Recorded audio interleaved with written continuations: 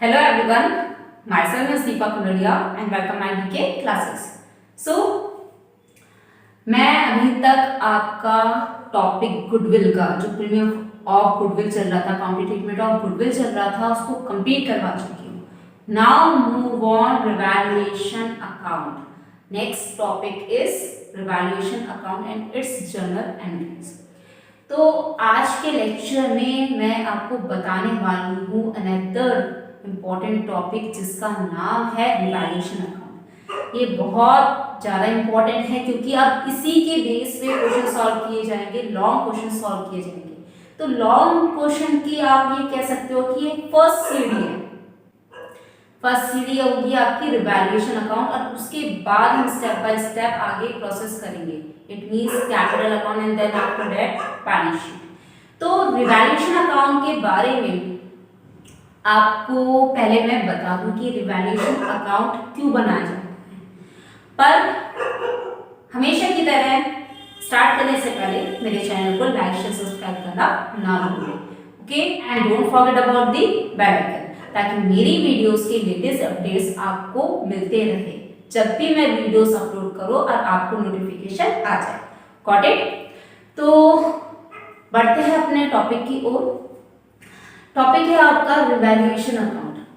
अब बात ये आती है कि रिवैल्यूएशन अकाउंट नाम क्यों रखा गया है, हम ये क्यों प्रिपेयर करते हैं. तो जब कभी भी आपका न्यू पार्टनर एडमिट होता है, it means A B already partner है, सी को हमने एडमिट कर दिया. ओके, आपका ए बी ऑलरेडी पार्टनर है, सी हमने क्या कर दिया, सी इज एडमिटेड. तो मैंने आपको क्या बताया कि जब कभी भी आपका न्यू पार्टनर एडमिट होता है, एडमिशन होता है उसका, तो जरूरी है कि जो पुराने एसेट्स है ऑलरेडी पुराने पार्टनर्स के, उनकी वैल्यू दोबारा निकाली जाए ताकि हम ट्रू एंड फेयर वैल्यू निकाल सके आफ्टर एडमिशन. फर्स्ट पॉइंट मैंने आपको क्या बोला, जरूरी है कि जब नया पार्टनर एडमिट होता है तो एसेट्स एंड लायबिलिटीज की वैल्यू दोबारा निकाली जाए, जैसे हम कहते हैं revalue of assets and liabilities, ताकि आपकी ट्रू एंड फेयर वैल्यू निकल सके आपके फर्म की. अब आपका ये क्यों किया जाता है, ये इसलिए किया जाता है कि जब नया पार्टनर एडमिट होगा तो या तो एसेट्स की वैल्यू इंक्रीज होगी या फिर एसेट्स की वैल्यू डिक्रीज होगी. अब देखिए, एसेट्स की वैल्यू इंक्रीज एंड डिक्रीज. अब कोई भी एसेट्स आप खरीदते हो, इट मींस जैसे आपने कार खरीदी. अब कार खरीदी आपने 2019 में आपने कार खरीदी. अब अगर आपसे 2020 में बेचने चले तो उसकी वैल्यू वही होगी जो 2019 में थी? नहीं ना, डिक्रीज होगी ना, डिक्रीज. तो आप जबकि ये भी बोलोगे कि मैंने ये कार चलाई नहीं है, एक बार भी नहीं चलाई है, तो जो परचेस करेगा आपकी कार को, सेकेंड हैंड कार को, तो वो उसी वैल्यू पे खरीदेगा. आप चाहे कोई भी रीजन दो, वो उस वैल्यू पे नहीं खरीदने वाला. वो क्या करेगा, वो डॉक्यूमेंट्स देखेगा, पेपर देखेगा कि आपने कब खरीदी है. बाकी उसको कोई फर्क नहीं पड़ता कि कार एक साल आपकी ऐसी खड़ी रही, आपने एक बार भी यूज की या नहीं की. तो वैसे ही यहाँ बोला गया है कि जब नया पार्टनर का एडमिशन होता है तो हमें जरूरत पड़ती है कि हम एसेट्स एंड लायबिलिटीज की ट्रू एंड फेयर वैल्यू निकाले फर्म की, उनको दोबारा भी वैल्यू करें, दोबारा उनकी वैल्यू निकाले. तो ये दिस इज डन बिकॉज आपकी जो एसेट्स होगी कभी या तो वो इंक्रीज होगी या फिर वो डिक्रीज होगी. ओके, तो जो एक्चुअल वैल्यू होगी एसेट्स एंड लायबिलिटीज की, जब हम ये इंक्रीज एंड डिक्रीज का कॉम्बिनेशन रीवैल्यू करेंगे, रीवैल्यूएशन करेंगे एसेट्स एंड लायबिलिटीज का, तो जो पुरानी बैलेंस शीट है ओल्ड पार्टनर्स की, अब उसमें जो एसेट्स एंड लायबिलिटीज दिए गए हैं तो उससे वो रिवैल्यू जो हमने एक्चुअल अब अमाउंट निकाली, एक्चुअल अब वैल्यू निकाली after admission assets and liabilities की वैल्यू निकाली है, वो डिफरेंट होगी। डिफरेंट कैसे? Some might be increase, some might be decrease. Okay, तो जब भी न्यू पार्टनर एडमिट होगा तो आपका एसेट्स की वजह से, एसेट्स की डिक्रीज रिडक्शन होने की वजह से आपके न्यू पार्टनर को कोई भी लॉस सफर ना करना पड़े, और ना ही एसेट्स के इंक्रीज होने से उसको बेनिफिट प्रोवाइड हो। तो इसलिए यहाँ ये बोला गया है कि जो रिवैल्यूएशन अकाउंट होगा उसमें जो भी प्रॉफिट एंड लॉस आएगा वो प्रॉफिट एंड लॉस आपके ओल्ड पार्टनर्स में बटेगा एंड ओल्ड रेशो में शेयर किया जाएगा। Got it? मैंने क्या बोला, एक पुरानी बैलेंस शीट आपकी ओल्ड पार्टनर्स की गिवन होगी, और आफ्टर एडमिशन जब न्यू पार्टनर का एडमिशन होगा तो कुछ एसेट्स एंड लायबिलिटीज की वैल्यू भी आपको दी होगी उसके एडमिशन के बाद। तो हमें उन्हें कंपेयर करने के बाद ये पता चलेगा कि एसेट्स एंड लायबिलिटीज या तो इंक्रीज होंगे कुछ या फिर कुछ डिक्रीज होंगे। Got it? तो ये इंक्रीज एंड डिक्रीज के चक्कर में न्यू पार्टनर को ना ही लॉस होना चाहिए ना ही प्रॉफिट होना चाहिए। तो इसलिए आपका जो होता है रिवैल्यूएशन का जो भी प्रॉफिट होगा, लॉस होगा रिवैल्यू करने के बाद, तो वो प्रॉफिट आपका, वो लॉस आपका old partners and old sharing ratio में डिस्ट्रीब्यूट किया जाएगा। Got it? तो रिवैल्यूएशन की ये कंडीशन के लिए, रिवैल्यूएशन जो हमने एसेट्स एंड लायबिलिटीज का रिवैल्यूएशन करा है उसको मेंटेन रखने के लिए हम एक न्यूली अकाउंट ओपन करेंगे जिसका नाम है आपका रिवैल्यूएशन अकाउंट। और ये रिवैल्यूएशन अकाउंट को कभी कभार आपके किस नाम से भी पुकारा जाता है? Profit and loss adjustment account. Got it? और जहां profit and loss adjustment account की बात आए तो वो किस नेचर का कहलाएगा? आपका नॉमिनल अकाउंट। Got it? तो ये तो एक छोटी सी हिस्ट्री थी कि रिवैल्यूएशन अकाउंट क्यों बनाया जाता है। अब ये परफॉर्मा देखते हैं कि अगर एसेट्स डिक्रीज हो रहे हैं तो किस साइड आएंगे, और एसेट्स अगर इंक्रीज हो रहे हैं तो किस साइड आएंगे। Same as well as liabilities अगर डिक्रीज हो रही है तो किस साइड आएगी, एंड लायबिलिटीज अगर इंक्रीज हो रही है तो किस साइड आएगी। एंड कभी कभार पुरानी बैलेंस शीट जो होती है ओल्ड पार्टनर्स की, उसमें एसेट्स लायबिलिटीज नहीं देके, कुछ लायबिलिटीज एसेट्स ना देके न्यू पार्टनर के एडमिशन के बाद वो एसेट्स एंड लायबिलिटीज दी जाती है, जिसको हम कहते हैं अनरिकॉर्डेड एसेट्स एंड लायबिलिटीज। मतलब पुरानी बैलेंस शीट में तो वो एसेट्स लायबिलिटीज नहीं है, बट एडजस्टमेंट के बाद आपका आफ्टर एडमिशन के बाद वो एसेट्स या फिर लायबिलिटीज आपको मिलेगी, उन पॉइंट्स में मिलेगी। फॉर एग्जांपल इन्वेस्टमेंट आपकी पुरानी बैलेंस शीट में नहीं था, बट आफ्टर एडजस्टमेंट के बाद आपको इन्वेस्टमेंट की पॉइंट दे रखा है, तो वो पॉइंट जो दे रखा है वो या तो अनरिकॉर्डेड एसेट्स होगा या फिर अनरिकॉर्डेड लायबिलिटीज में भी ऐसे किया जाएगा। Got it? तो देखिए, फर्स्ट ऑफ ऑल हम डेबिट आइटम्स देखते हैं, देन क्रेडिट आइटम्स।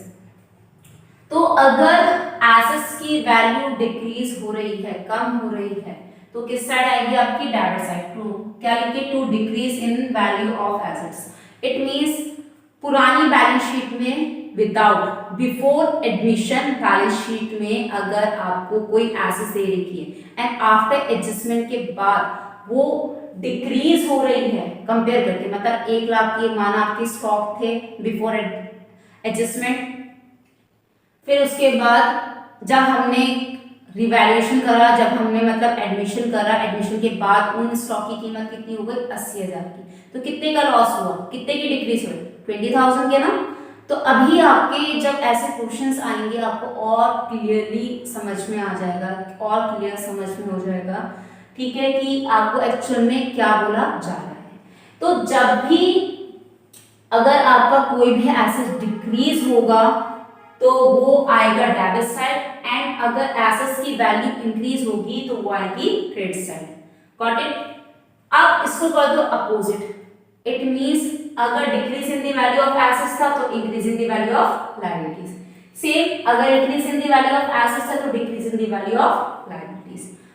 अब बात आती है unrecorded liabilities and unrecorded assets. मैंने अभी आपको वही बोला, बिफोर एडजस्टमेंट, बिफोर एडमिशन, अगर आपको पुरानी बैलेंस शीट में, मतलब इट मींस ओल्ड पार्टनर्स की बैलेंस शीट में अगर आपको कोई एसेट्स नहीं दिए हैं और वो आफ्टर एडमिशन, मतलब सीपी एडमिशन होने के बाद, एडमिट होने के बाद वो एसेट्स आपको गिवन है, एसेट्स का पॉइंट गिवन है, तो वो अनरिकॉर्डेड एसेट्स में आएगा और वो अनरिकॉर्डेड एसेट्स आएंगे आपके credit side. Same as well as liabilities. Liabilities अगर आपकी बैलेंस शीट में ना गिवन होके आफ्टर एडजस्टमेंट, आफ्टर एडमिशन के बाद अगर दे रखी है तो इट मींस वो अनरिकॉर्डेड लायबिलिटीज कहलाएगी एंड वो आएगी आपके डेबिट साइड। बस ये 3 पॉइंट्स एंड ये 3 पॉइंट्स ही आपके रिवैल्यूएशन में आएंगे, बाकी कुछ नहीं आएगा। अब हमें सेम क्या करना है, हमेशा की तरह प्रॉफिट या लॉस आएगा। क्रेडिट साइड अगर ज्यादा है तो निकलेगा प्रॉफिट और अगर डेबिट साइड ज्यादा है तो निकलेगा आपका loss. Got it? I hope so आपको समझ में आ गया होगा कि रिवैल्यूएशन अकाउंट क्यों प्रिपेयर किया जाता है, रिवैल्यूएशन का फॉर्मेट परफॉर्मा भी आपको समझ में आ गया होगा। तो बढ़ते हैं, अब इससे रिलेटेड मैं आपको करवाती हूँ जनरल एंट्रीज। डेबिट साइड का आइटम ये है, क्रेडिट साइड का आइटम यही है। आपके रिवैल्यूएशन में इससे अलावा और कोई आइटम्स नहीं आएंगे। तो बढ़ते हैं अपने जनरल एंट्रीज की ओर। तो move on general entries. General entries, अभी हमने रिवैल्यूएशन अकाउंट प्रिपेयर करा था तो उसी से आपकी जनरल एंट्रीज क्रिएट की गई है। फर्स्ट ऑफ ऑल, अगर एसेट्स की वैल्यू डिक्रीज हो रही है तो आपकी एंट्री होगी रिवैल्यूएशन अकाउंट और profit and loss adjustment account debit to assets account. Assets मतलब मशीनरी, स्टॉक, बिल्डिंग, कुछ भी, तो जिसका नाम होगा, जो डिक्रीज हो रही होगी वैल्यू, उस एसेट्स का नाम आ जाएगा। तो decrease in the value of assets. Same अगर एसेट्स की वैल्यू इंक्रीज हो रही होगी तो एंट्री क्या होगी, अपोजिट वर्क करेगी। It means assets account debit to revaluation account और profit and loss adjustment account, क्योंकि एसेट्स की वैल्यू जब इंक्रीज होती है तो रिवैल्यूएशन की क्रेडिट साइड मेंशन की जाती है। Got it?